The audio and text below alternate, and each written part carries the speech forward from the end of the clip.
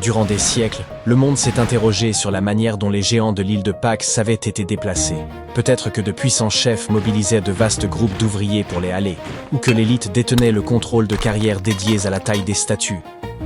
Mais nous savons à présent que les habitants de Rapa Nui ne traînaient pas leurs statues Moai comme de simples troncs inertes jusqu'à leur emplacement. Ils les faisaient marcher. Les chercheurs ont étudié près d'1 millier de Moai, analysant leur forme, leurs proportions, leurs traces d'usure, ainsi que la légère inclinaison vers l'avant et la base incurvée que beaucoup présentaient. Puis une évidence s'est imposée. Ces détails relevaient d'un choix d'ingénierie. L'inclinaison déplace le centre de gravité, tandis que la base arrondie permet à la statue d'osciller tel un pendule. Une fois le mouvement lancé, l'inertie soutient chaque pas. Imaginez que vous fassiez avancer un immense enfant de pierre à l'aide de cordes et d'un subtil jeu d'équilibre. Pour en apporter la preuve, l'équipe a construit une réplique de 4,35 tonnes. Les statues originales pesaient autour de 13 tonnes, certaines atteignant 80 tonnes. Avec 18 personnes aux cordes, ils ont fait parcourir à cette statue environ 90 mètres, soit la longueur d'un terrain de football, en près de 40 minutes. C'était plus rapide et plus aisé que de tirer un bloc à plat sur des rondins ou des rouleaux. Les anciennes routes de Rapa Nui facilitaient aussi l'opération. Larges d'environ 4 mètres, leur courbure vers l'intérieur aidait à maintenir la statue stable pendant sa progression. Chaque déplacement ne consistait pas seulement à la faire avancer. Il impliquait aussi de modeler la route elle-même. Aujourd'hui encore, le paysage de l'île laisse voir ces voies qui se croisent, parfois parallèles comme des itinéraires alternatifs. Les anciens ouvriers dégageaient sans doute une portion de terrain, faisaient avancer la statue, nettoyaient davantage, puis la faisaient basculer de nouveau, selon un rythme précis. Ils semblaient consacrer autant d'efforts à préparer le chemin qu'à mouvoir la statue. Ainsi, les anciens Rapa Nui n'avaient besoin ni de milliers d'hommes, ni de machines modernes. Tout reposait sur l'ingéniosité, le sens du rythme, la coopération et une conception avisée. Leur transport n'était pas l'unique mystère entourant les Moai. On savait qu'ils rendaient hommage à d'importants chefs, sans comprendre pourquoi ces emplacements précis avaient été retenus pour les statues. La plupart se dressent le long du littoral, presque comme s'ils montaient la garde autour de l'île. Une équipe de chercheurs a donc examiné ces sites avec une attention redoublée, et la réponse s'est révélée liée à l'eau. Le sol volcanique de l'île de Pâques, extrêmement poreux, absorbe rapidement les précipitations. Faute de rivières et de cours d'eau suffisants, l'eau douce y était très limitée. Il y a des siècles, les habitants dépendaient des résurgences d'eau souterraines. L'eau accumulée en profondeur dans des couches de roches ou de sol, appelées aquifères, remontait naturellement vers la surface. Lorsqu'elle surgissait près des côtes, elle se mêlait à l'eau de mer tout en demeurant potable. Les habitants de l'île la recueillaient précisément à ces points côtiers, là même où ils érigeaient les fameux Moai. Ils ne se contentaient pas d'orner le rivage, ils signalaient la ressource d'eau douce la plus essentielle de l'île. La majorité des corps de Moai étaient taillés dans le tuf volcanique, une pierre tendre et facile à sculpter, et la plupart provenaient d'une même carrière située à l'intérieur d'un ancien volcan. En octobre 2023, un incendie a ravagé le site, suscitant l'inquiétude de tous ceux qui sont attachés à Rapa Nui et se soucient de sa capacité à résister à de futurs désastres.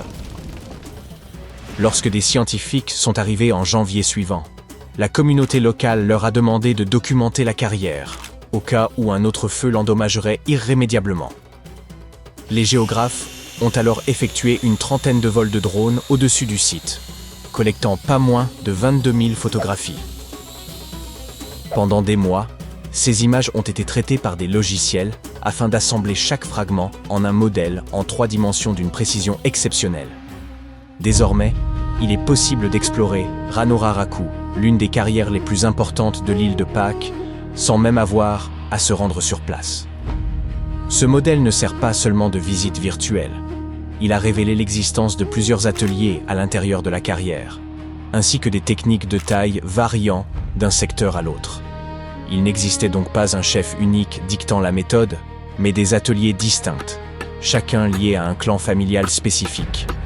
Cela suggère aussi que les Moai pouvaient être déplacés par bien moins de monde qu'on ne l'imaginait, probablement entre 20 et 50 personnes, soit l'effectif d'une famille étendue ou d'un petit groupe lignageux sur l'île.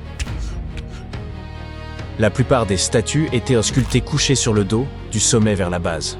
Dans la méthode la plus courante, les artisans façonnèrent d'abord le visage, yeux, nez et bouche, puis dégagèrent la tête et le corps autour de ces traits.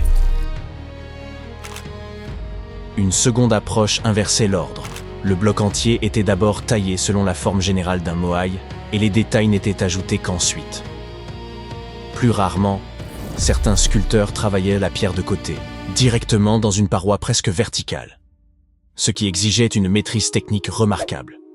Et alors même que les chercheurs avaient cartographié plus d'1 millier de moai et pensaient en avoir fait le tour, l'île leur a réservé un retournement inattendu.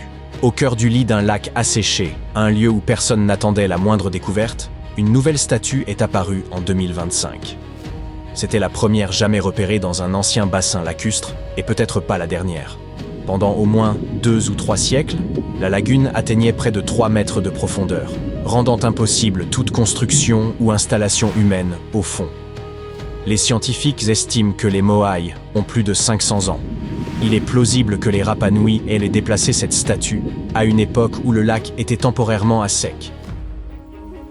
La découverte mesure un peu plus d'1,50 m, soit moins que la plupart des autres statues de l'île.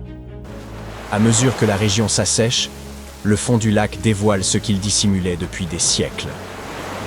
D'autres statues pourraient encore reposer sous les roseaux denses qui ont recouvert la zone pendant des générations. Désormais, avec le retrait des eaux, les chercheurs pourraient employer des instruments de détection souterraine afin d'identifier ce qui demeure enfoui. Tandis que les scientifiques poursuivent leurs recherches et élucident peu à peu les mystères des statues, la nature semble jouer contre eux. Une étude récente indique qu'à l'horizon 2080, les vagues saisonnières pourraient pénétrer suffisamment loin à l'intérieur des terres pour atteindre plusieurs des imposants moai de l'île de Pâques. Ces géants de pierre ont déjà résisté au soleil ardent, au vent persistant, aux pluies battantes, aux lichens progressant lentement sur leur surface et même aux incendies. Toutefois, l'élévation du niveau marin menace déjà les côtes, exposant à présent les moai à un danger plus grave que tout ce qu'ils ont affronté jusqu'ici. Les chercheurs ont conçu un modèle informatique extrêmement précis, un jumeau numérique, d'une baie située sur la côte sud-est. Ils ont simulé divers scénarios d'élévation du niveau de la mer afin d'analyser la propagation des vagues dans cette zone. Les résultats montrent que d'ici 2080, les vagues pourraient atteindre les 15 moai du site, et l'une des statues les plus emblématiques et photographiées de l'île risquerait d'être submergée. Le site d'Ahu Tongariki, installé sur une vaste plateforme cérémonielle, attire davantage de visiteurs que presque tout autre ensemble de moai sur Rapa Nui. Et la menace ne s'arrête pas là. Des dizaines d'éléments culturels majeurs alentour sont également vulnérables. Anciennes habitations, pétroglyphes gravés dans la roche, sépultures, jardins lithiques. En somme, toute la mémoire matérielle de l'histoire culturelle de l'île. Si ces risques ne sont pas maîtrisés, Rapa Nui pourrait même perdre son statut au patrimoine mondial de l'UNESCO. Désormais mieux informés, les chercheurs souhaitent mobiliser ces données pour renforcer la protection du site. Ils espèrent ainsi travailler en étroite collaboration avec les communautés locales afin de préserver l'héritage culturel de Rapa Nui pour les générations à venir.